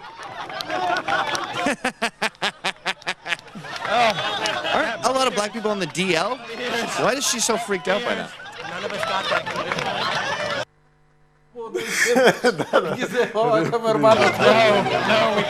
Овие типови ќе влегуваат во белата кутија. Овие двајца. Па, дефинитивно. Ова е, значи, новата десница која што сега победи на изборите во Америка. Толерантна, со широки погледи, толерантна кон толерантните, а нетолерантна кон нетолерантните. Нетолерантните ќе имаат работа со... За разлика од досега, толерантни по вокација, а уствари наци, наци едноставно. Ако не се сложиш, пази, ја што имам човечки чувства према секој човек, па према и геј. И немам никаков проблем, нити би го повредил, нити би го навредил и кој сметам дека треба да ги има истите права како и секоја единка. Одеднаш, ако не се сложиш со ЛГБТ, ти си нападнат, ти си газен. На насловна страница ја морав дома на децата да им објаснам како тоа сум предизвикал ја насилство кон хомосексуалците. Дали сте нормални, морав долг разговор да им кажам, бидејќи ја на моите деца не им зборам ништо идеолошки што и како ќе зборат. На насловна страница те ставаат и те оквалификуваат. Ама знаеш како, Цветин, се сеќавам? Иронија на судбина. На насловна страница, почеток на 80-ти години, татко ми мој беше на насловна страница окарактеризиран како крадец. На насловна страница на вечер. После X години ме поканија у вечер, негде средина на 2000-те, да пишувам колумни. И во една од колумните, посхумно на татко ми му посветив една колумна. Мамата им се расплакав на тие, бидејќи тоа беше една комунистичка хајка која се вршеше меѓу успешни луѓе, бидејќи тогаш фотоцентар беше успешен, имаше многу големи плати и почна народ да прашува зошто другиве се бедни. Да. И одеднаш успешен човек, ако не можеш да произведеш уште 10 успешни, скини го успешни. Да. Па за да има уравниловка. Сите се еднакви, да. Да, сите се еднакви. И он беше жртва, никогаш не го свати тоа, али го многу го погоди. Имав тоа чест и задоволство да вратам, знаеш, така што и со ова на сите овие, мислам дека Цветин многу побрзо, јас за татко ми чекав шансата 25 години, ама ова многу побрзо ќе дојде пресметката. Од Америка ќе се губи поддршката, USAID не ќе може веќе да фрла шаком и капом, и ако гледам последниве грантови се дадени, бидејќи истурениве што се перјаници, по продавници не можеш да ги видиш. Не искачаат. Дали се по маркети со полни колечки, дали се шопинг овдека во Сити Мол, во Рамстор, во она, селебрити сколку сакаш како никогаш досега. Само се полни и се граба и се чувствува дека кешот е стигнат, и ова е последното. Ова е последното. Да се вратиме овде.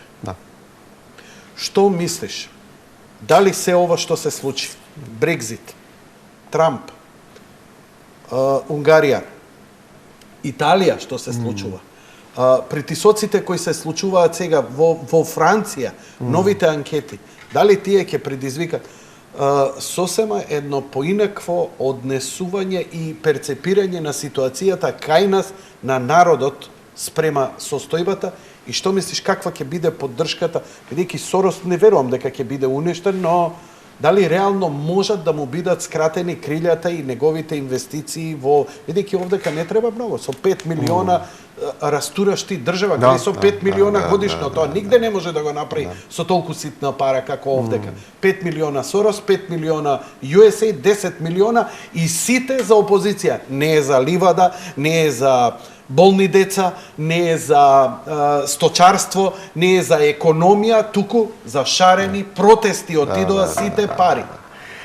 Они, некои од миловите што излега од архивата на Сорос, јасно е дека он, како што бил близок до председателот Обама, го помогна неговиот избор, во еден клучен момент он се определува за него, наспроти Хилари Клинтон, кога уште не се знаеше 2008 кој ќе биде кандидат. При крајот на мандатот на Обама, практично, организацијата на Сорос веќе дефинитивно делува како паралелна разузнавачка аналитичка служба на САД, бидејќи толку се веќе блиски, толку се веќе навлезени во Белата куќа, по 10 веќе дури и советник на Обама, така да истите луѓе се вртат во круг. Дури има еден мејл во кој што, нели, во случајот на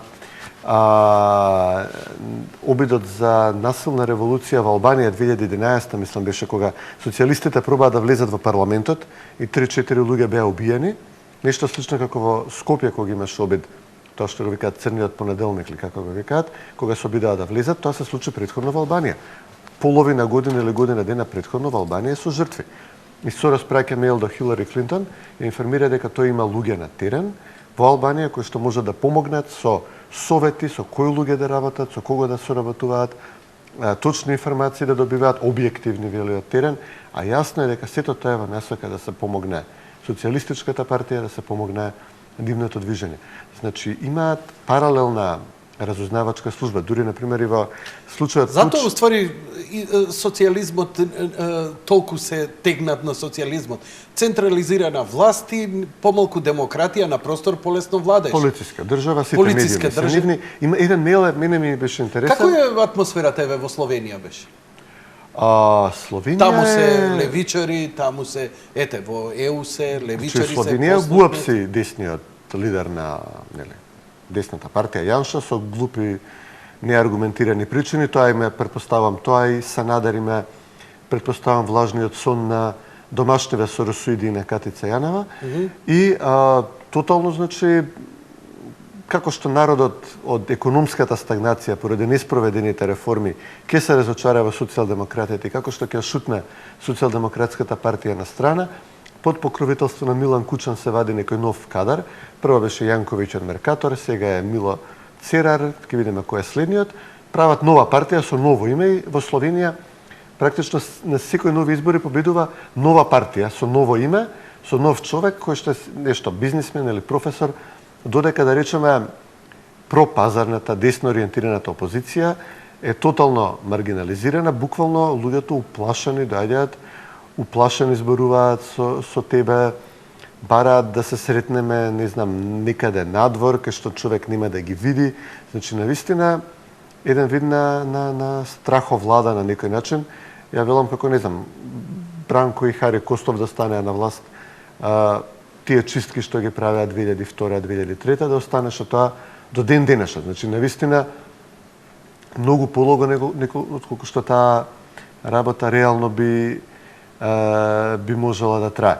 Дефинитивно е еден вид на паралелна разузнавачка служба. Имавме дури случај со прислушкување во нели. Може ли тоа да се коси со закон, со устав? Може ли тоа утре да биде? Доаѓа ли време, конечно, да постапиме како некои држави, еве ги објаснуваме последиците, да постапуваме како некои држави, персона на грата на Сдруженијето и пријатно. Од каде е се протерана Сорос организацијата? Ако не се лажам, Русија, Турција, претпоставам. Во Полска се собираат... Организираат протести, но не се протерани, дозволено има, но исто шарена револуција во Полска во моментов. Ево текна прашање на абортус и така натаму. Знаеш, они бараат да влијаат, да владеат со регулаторни тела и да бидат незаменлив дел кога се носи закон и покрај тоа што нивната опција, да речеме, СДСМ ќе изгуби избори, да. Од коктелот да бидат соросоиди. Еден од меловите на Сорос е дека треба да се инфилтрираат луѓе во телата кои што ги контролираат, нели, балансот на медиумите, буквално вака е напишано. Како што е кај нас сега. Како што е кај нас, од тројца членови од СДСМ предложени, еден работи за проверка на факти на Сорос, вториот вчера го имаше во вечерна насловна страна. Тој главниот си иде на семинар на Сорос и по телефон гласа. Третиот работи на проект на Американска амбасада. Дури имавме и средба со ОПСЕ, наблюдувач на ОПСЕ, кој што и он да е жив и здрав, исто така работи невладина во државата од Словачка, кај што дојде, кој што исто така работи за Сорос. Еден момент се собравме 5-6 луѓе тука, викам, само ја не работам со вас, нели, сите други сте од иста страна. Така да, тотална е пенетрацијата по тој основ, пенетрацијата по основ, да речеме, еве, СДСМ ќе изгуби на избори, носиш некој закон од ЕУ, ти бараат, инсистираат дека мора да се да биде консултиран невладиниот сектор.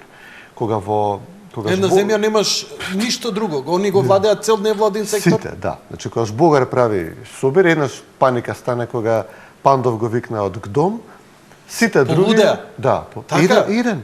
А 30 души од другата страна... 30 души од еден. Или Ивона ќе влезе некогаш тама, и тоа е скандал како смела да влезе. Значи, другите 30 души, 25 се нивни, 5 се онака, ни вамо, ни таму, случајно неутрални. И се ти носиш закон за што и да е, тој закон морал да помине низ тој филтр. Значи, ти, независно што СДСМ изгубил избори, мора да помине низ тој филтр. Имаше, да речеме, во Македонија, ние донесовме закон за лобирање, кој што строго регулираше, ако некој е заинтересирана група, сака да се сретне со законодавец, со министер, со што и да е, мора да е регистриран за тоа, да покаже од каде финансии добива, како ги троши, што му ветила на тој законодавец. Значи, тоа не мораш толку обширно да објаснуваш, јасно ние. Беше паника у Сорос кога се донесе тој закон. Се донесе, така? Беше паника, невидена, страв дека ќе почне да се преминува. Само примена на тој закон во моментот би значило дека да се регулира ова нивно разбирање на работите, дека можат на главна врата да влагаат у било кое министерство, било која регулаторна агенција и кај било кој пратеник и да изнесуваат своји ставови, да лобираат и да ветуваат. И да притискаат, да се закануваат. Ветуваат стипендија за дете, точно медиуми имаме кете. Меѓу другото, да речеме, како програм преку медиумски. Абе, тоа го прават се уште, што ми кажуваш, се уште се регрутираат од една од друга страна. Еве ги Телма им станува главна, 24 вести, да не збориме за порталите соросоидни, кои пребогато се кеширани. Либертас, Плюс Инфо, МКД, уште колку ги има? МКД, оке. Не, МКД, ба. Нема врска. Меѓу другото, имаше еден од обвинетите во прислушкувањето. Сакам да кажам дека не, и покрај се сериозно го владеат. Еве и телевизииве, медиумиве се во дефанзива. Значи, нема ставови, нема ништо. Ја имаш ТВ Нова која ја утепа отказнување, а во која имаме десетина перфектни новинари, но ниеден нема став. Да. Тоа се talking heads. За да имаат став, доаѓате ти, Пандов, било кој. Таму не може, таму прашање, вие што мислите, а вие што мислите и толку. Да. И сега, што е проблемот?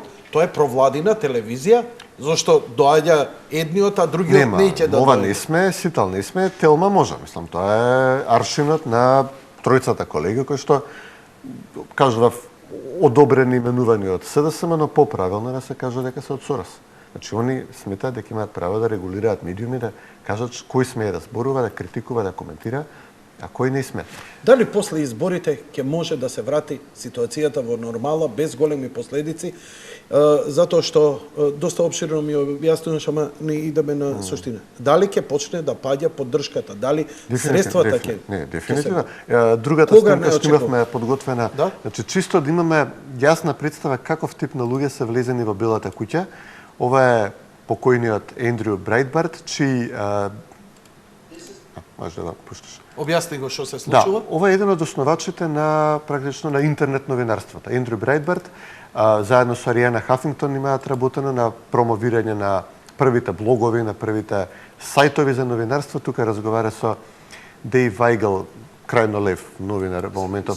На Сорос? Да, и се обраќа на Џон Подеста, на човекот на Сорос, на еден од водечките организатори, како што кажав, директорот на think танкот на Сорос во Вашингтон. Ова е директорот на Breitbart.com, значи на сајтот кој што Ендрю Брайтбарт го има формиран, овој човек го има основано и на медиумската империја која што има основано.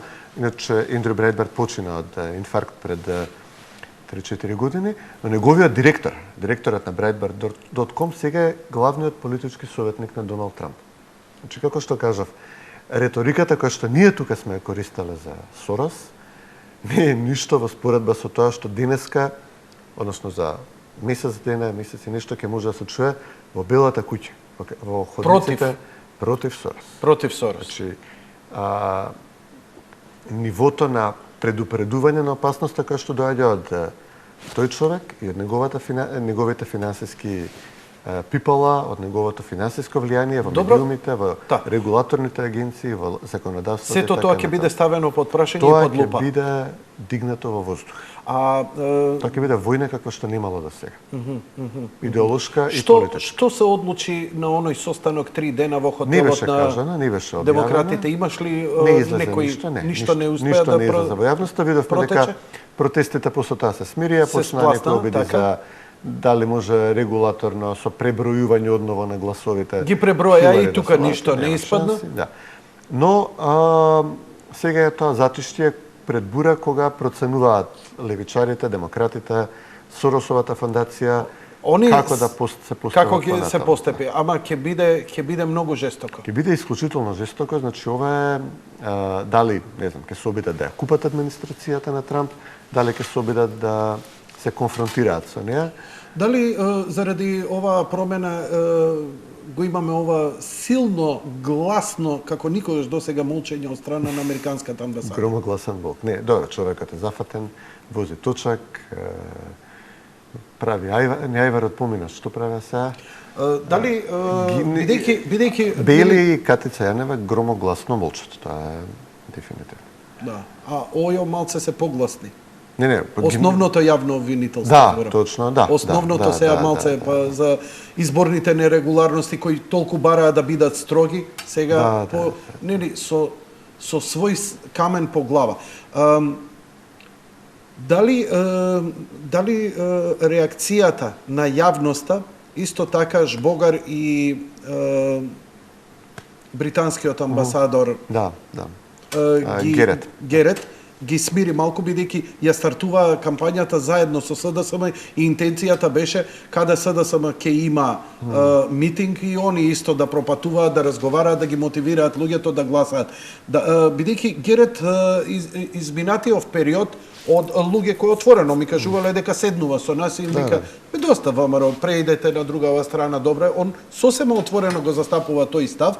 Дали Џонсон, Foreign Office-от, може да ги дознае овие работи власти и да процени дали неговиот амбасадор се однесува како што доликува на амбасадор на Обединетото кралство. Или веќе е ставен малце смирен, бидејќи гледам и тој, и едниот, и другиот некако ги снема. Дефинитивно сите се смирени, че јас вака и отворена. Со Герат повеќе пати сме се сретнале со Бејли еднаш, сме и му кажале дека навистина перцепцијата за нив е дека апсолутно даваат политичка подршка на СДСМ и на нивните медиуми на фондацијата Сорос и дека тоа мора да престане во интерес на нормални односи меѓу нивните земји со мнозинството граѓани во оваа држава и со мнозинската политичка опција во оваа држава, дека тоа навистина е историски погрешен процес да бидат спротиставени со десницата пред себе Македонија, историски погрешен процес и е политички лоша политика и дефинитивно гледаме дека се имаат повлечено, значи ги нема тие зајадливи твитови, ги нема тие коментари, тие пресконференции пред влада. Парите се уште течат, но така, подискретно, можеби да речеме имаат буџет одобрено, века дај да распределиме, да се офајдиме додека може, па после тоа кога ќе дојде Трамп ќе видиме. Дефинитивно после Брексит имаше голема промена, но сега после Трамп... Предпоставуваш ли, бидејќи известни се изборите кај нас како ќе завршат, прашањето е дали ќе бидат 60, 59, 63, 65, 67 и така натаму, тука се шпекулациите. Според реториката што ја гледам, што ја слушам од опозицијата, можам да заклучам дека и они подготвуваат the day after ситуација. Дали имаш чувство дека би поддржале, например, радикализација по изборите на улица, протести, непризнавање, нерегуларности и така натаму и така натаму. Некои твои колеги овдека како аналитичари изразија загриженост дека во моментот кој ќе почувствува дека губат, можат и такво нешто да се случи. Бидејќи од друга страна тоа е едното, значи радикализација улица, од друга страна приказните што им ги пуштија меѓу своите дека ќе имаме широка влада, дека џабе ние све овдека што бираме, пак сите ќе бидат и од СДСМ, и од ВМРО, и од ДП, сите ќе бидат во влада, што е нонсенс и уништување на демократијата. Да. Како последно, на крај. Тоа не би требало поише од некој месец дури да пробаат, нема шанса. Мислам, влада без ВМРО или влада, широка влада, не. Тие работи до локалните може да има некоја неизвестност дали ќе се формира влада, зависно колку мнозинство ќе има ВМРО и кои ќе бидат амбициите на албанските партии кои што сега зајав намерно ги подпалува за да го отежне после тоа тој процес, но подлого од локалните избори не може да трае. Ние сега имаме влада на ВМРО и ДУИ која што како техничка се функционира, така да мислам дека тука нема да има проблем. Бранко и СДСМ е владата, па нема. Добро, не СДСМ поднесуваат оставка на денот на изборите. Кога ќе се утврди? Па сад, значи тоа беше дел од договорот, ќе им биде покажан на вратата. Има право да каже не поднесувам оставка. Брк. Може ќе бара пристапница од ДУИ, не знам. Види, тоа е добро решение. Сакаш да останеш у влада, Оливер Спасовски да земе членска книжка на ВМРО? Може да пробаш. Зошто да не? Зошто да не? Поглупи работи сме гледали. Но Гировски најави валкана кампања во овие последниве десетина дена. Јасно е дека ќе објавуваат снимки, бидејќи немаат веќе нешто снимка што може да се каже дека е некаков јавен интерес, дека тоа ќе биде нешто лични напади, лични дискредитации, дисквалификации, дали на ВМРО или на ДУИ ќе видиме. Доколку види, они прават инциденти. Значи тоа што беше во Куманово со ДУИ, тоа што беше со Диме Спасов, тоа е злоупотреба на полицијата од страна на Оливер Спасовски за да се нападне политичкиот противник. Да му се забрани да води кампања на место каде што, не знам, СДСМ сака да ги добие албанските гласови, па го бркаат ДУИ, а полицијата не интервенира. Или нападот на Спасов. Значи, они веќе размислуваат за инциденти, мислам, тоа е јасно.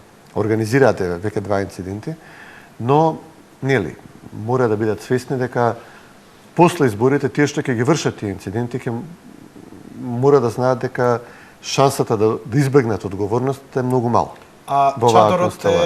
Чадорот е, како што Гордана Јанкуловска објави на Твитер после изборите на Трамп, е испукинат, се влече по земја, протекува од сите страни, така да секој што може да помисли на такво нешто, мора да знае дека, еве, не знам, Груевски излезе кажа дека се среќавале од СДСМ со албански групи, разговарале да се вратил на стара пракса на полнење кутии под калашникови. Значи, сите што можат да помислат да се ангажираат. Реално мислиш ли дека може тоа да успее тоа сценарij? Не, верувам, бидејќи дефинитивно шансата некој да им даде подршка по тоа да избегнат гонење на тие што тоа би го правеле е веќе многу мала. Значи, дали ќе помогне тоа што инсистираат толку многу наблюдувачи на наблюдувачки места и сите тие организации едноставно сами по себе ќе ги превенираат? Не, делот тие наблюдувачи се таму да прават инциденти, значи МОСТ и Цивил ќе бидат таму да прават инциденти, не да превенираат. Значи, нив треба да се внимава, они ќе преуват неверојатни инциденти на денот на изборите. Но добро, има многу мобилни и ќе може све да се снима, па брзо да се дозна вистината. Јасно, брзо. Значи, не се проведни се, да речеме, местинката со Дима Спасов траеше 4-5 дена додека не излегоа снимки. Тоа ќе биде прашање на минути, мислам. Нема да им поминат тие работи, значи радикализација, инциденти тешко ќе им поминат во овие преостанат период.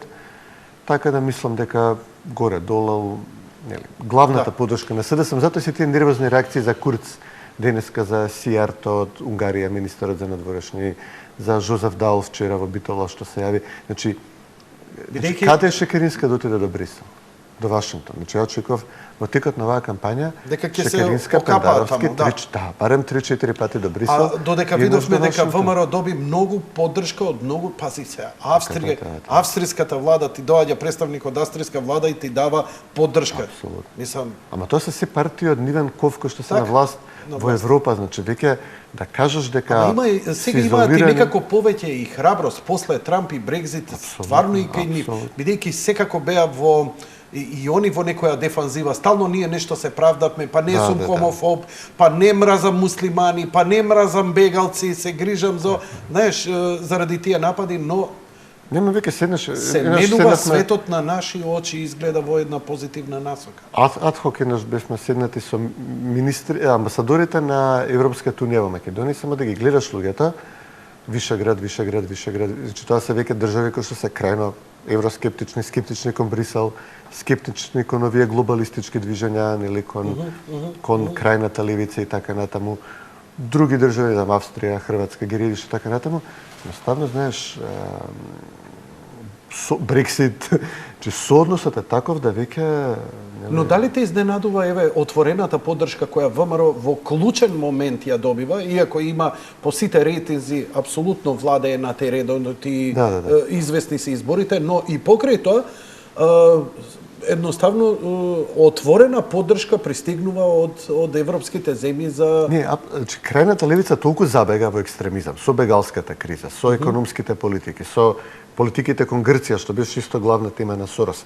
Толку успеа да ги свртат граѓаните во Европа и во САД против себе, изгубија на сите можни избори. Сега да речем, они се уште може да владеат во Брисел, во тие структури до некаде, но и тие се свесни дека... европски избори ќе има за некоја година. И они се свесни дека дома гледаат што им се случува. Значи, апсолутно не е никакво изненадување. Му се смеја на овој англичанецов што беше... Што говореше стално против Европската унија од конзервативната партија? Фараш. Да. Најджел Фараш. Прв човек што се сретна со Трамп. Човек, не само тоа, пази колку го омалважува дека е ваков, дека е таков, дека нема везе, дека му се смеја додека он говореше. Човекот испадна во право. Човекот испадна во право. Еви ја не го сакам заради неговите прогрчки стави, антимакедонски и така натаму и така натаму. Фараш е многу силна поддршка на грците им дава во тоа. Често пати и со Бобан го молам да му земе, вика Бобан го бойкотирам, вика ептене, вика за Грција тука. Затоа и интервјуто беше толку во ракавици што го направи за Република тогаш, кога има ексклузивно интервју со него, на кое се гордеам. Се сетам. Ти благодарам и за помошта тогаш. Но, работите се менуваат и ќе се менуваат. Сметаш ли дека се во ова што како една повисока политика допира до народот, као последно на крај да завршиме? Не, дефинитивно. Дали ова народот го перцепира на, знаеш, дека бидејќи левицата не обидуваше народот е прост, народот е глуп, гледа турски серии, ништо не разбира. Арно, ама еве разбра во Америка, разбра во Британија, разбра во Италија, разбра во Унгарија, разбра во вишеградските земји. Разбира ли овде? Дефинитивно, значи таа Америка забега, значи во своите политики кои што веќе не признаваат ни држава, ни вера, било која вера, ни семејство, ни ништо, што буквално успеа, освен една мала група радикали и не знам, луѓе што можеби семејно се од нивната опција, успеа се друго да свртат против себе. Така да, ова е голем бран, ја не му се радувам многу на овој бран на популизам, бидејќи да, навистина, има и националистички елементи, има и шовинистички елементи, во тоа што беше повлечено, што се крена на отпор против Обама, против социјалдемократските партии во Европа, но сами се виновни. Значи, нивото на левичарска радикализација е вон секоја мера и очигледно не може да се запрат. Значи, не може да се запрат, иако водата надоаѓа и ги носи. Така да, не се радувам на ова, но не гледам дека се свесни, значи народот е свесен, не се свесни, левицава не е свесна што почна, на што се нафати, на кого се шамар мудрија, со кого се почнаа војна, со кого се отворија конфликт и немаат ни план како да ги затворат тие фронтови што ги отворија, а не гледам дека имаат желба или свест. Така да не се радувам, но натаму да работите. Цветин, ти благодарам за твоето гостување. Честитки за овој документарец. Се надевам дека повторно ќе биде репризиран на Сител телевизија овде Сител 3, а ќе се потрудиме, нели, и да го преснимиме со мобилен од телевизор, па да го ставиме на YouTube. Абсолютно. Доста интересен, многу интересно. Почитувани гледачи, тоа беше се за вечерва, бидејќи еден не сум само јас една од личностите која беше толку жестоко и силно напаѓана токму од тие соросписки групации заради цел да дојде до вас и да ви наметне мислење како што они сакаат. Мојот колега Драган Павлович Латас од Сител 1 е еден од најнапаѓаните, па дури неговото лично семејство се под директен удар и влијание на снимки, на напаѓање на неговото семејство, неговите деца, неговиот брак, и мислам дека веќе во оваа цела конотација идеално ќе биде во вторник го поканив да дојде овдека да поразговараме една анализа на домашната ситуација, а и анализа на неговата домашна ситуација после се ова што се обидува да му го исконструираат. Благодарам за вашето внимание, лека ноќ и пријатно.